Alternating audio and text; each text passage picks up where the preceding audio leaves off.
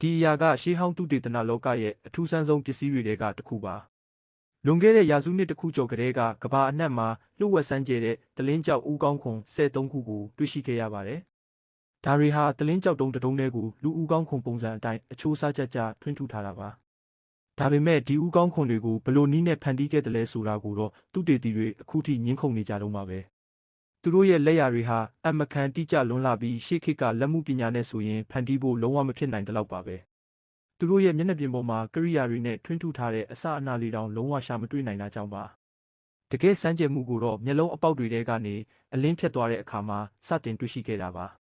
တခွဲခန်းထဲကအလင်းတန်းတွေအောက်မှာဦးကောင်းခွန်တစ်ခုချင်းစီရဲ့တုံ့ပြန်ပုံကမတူညီတာကိုပညာရှင်တွေသတိထားမိခဲ့ကြပါတယ်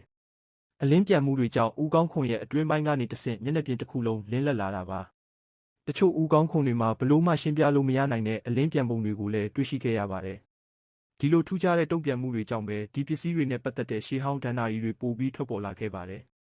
တချို့ကတော့ဒီဦးကောင်းခွန်တွေဟာပျောက်ကွယ်သွားတဲ့မျိုးနွယ်စုတစ်ခုကပိုင်ဆိုင်ခဲ့တာလို့ဆိုကြပါတယ်တချို့ကလည်းအသိပညာတွေကိုခေတ်အဆက်ဆက်လက်ဆင့်ကမ်းဆက်ခံနိုင်တဲ့အမွေအနှစ်တွေလို့ယုံကြည်ကြပါတယ်သူတို့ရဲ့တကယ့်ရည်ရွယ်ချက်ကဘာပဲဖြစ်နေပါစေလူသားတွေနဲ့မသက်ဆိုင်တော့တာကြားခဲ့ပါပြီဒါတွေဟာရှေးဟောင်းယတနာတစ်တာတွေဖြစ်နိုင်ပေမဲ့ကျွန်တော်တို့ကတော့အခုထိအဲ့ဒီတစ်တာကိုဖွင့်မဲ့တော့ကိုရှာမတွေ့သေးပါဘူး